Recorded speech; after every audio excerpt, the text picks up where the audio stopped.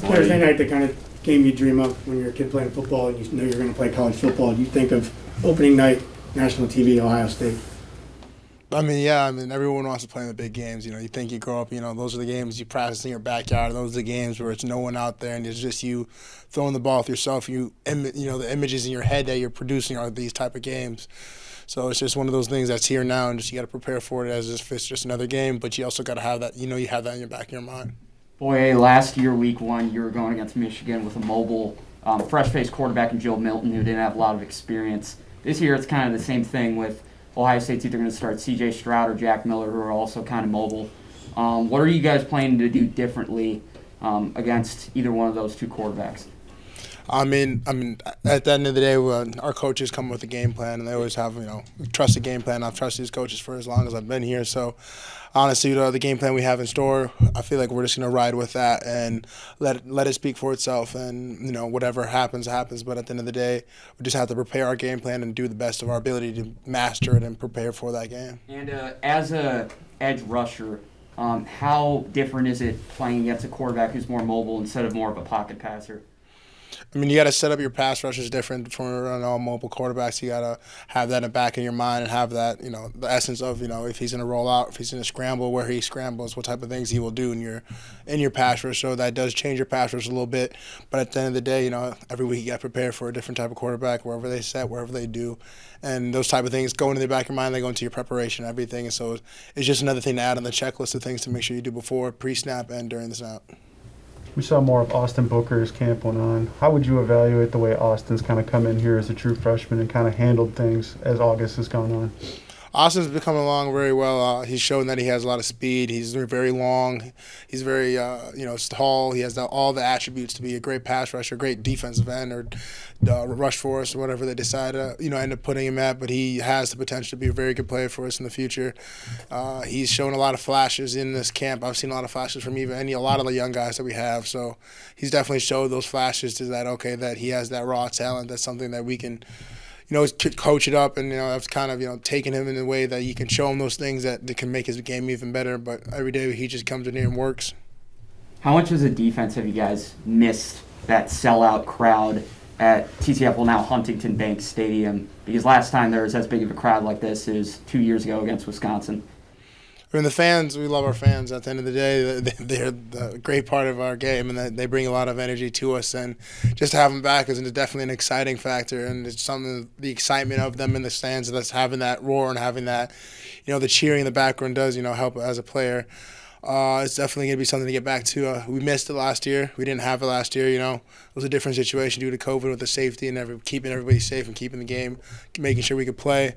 But I definitely would say it's excitement, just have everyone back. How important is interior push within a team's overall pass rush? It's very important. It's probably one of the biggest things that people forget about is the fact that if you don't have interior push, no matter how good of ends you have or how good of linebackers you have, without an interior push, you can't necessarily create that close, that circle, and make a quarterback have to just tuck the ball. And having that interior push, it eliminates escape lanes and eliminates all those factors that if you have a DN having a high rush, then it creates a flyby, and those are lanes for quarterbacks to step up into or escape out of. So that's with the interior push and having everyone on the same man and having a D-line that rushes together in a unit, in unison, then that's what, having that will help you eliminate that. When you think about Joe Rossi and his ability to recall plays or situations, is there anything that stands out as something that was maybe most impressive when it came to his recall of a player situation? Joe Rossi, till this day, still impresses me with everything he knows about football. He's one of those people who doesn't need to see what type of play or if you tell him a formation in his head, he can picture at least all types of plays you can run, of what you can run out of that and what you can't run out of it, and what type of things like that. And he also knows defenses, he can read defenses just by what other teams are playing or just whatever things, like whatever is on the field, he'll tell you. It doesn't even have to be our defense. He can be like, I bet you the safety's going to do this and the linebacker's going to do that, just because he knows so much about the game and he studied the game so well. To this day, he teaches me things every day that I never knew about the game. And he always shows little insights here and there, and that appreciate it. I have a nickname for him, call him the Guru. He says he doesn't like that name. Well, keep calling him the Guru. Tell him I told you to keep calling him the Guru. Hey, Boye, so Mo was just in here talking about pressing gel and getting the scholarship. How excited were you when a guy in defense like Derek Lecatton got a scholarship?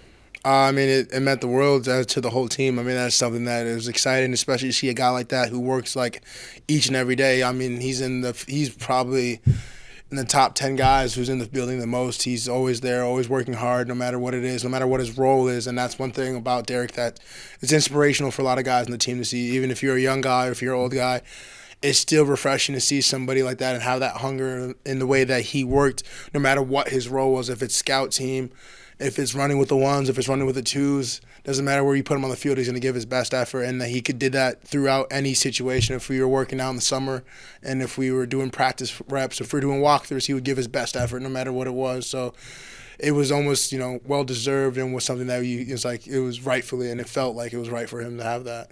I know you're close with Big O. What kind of season do you think he could have?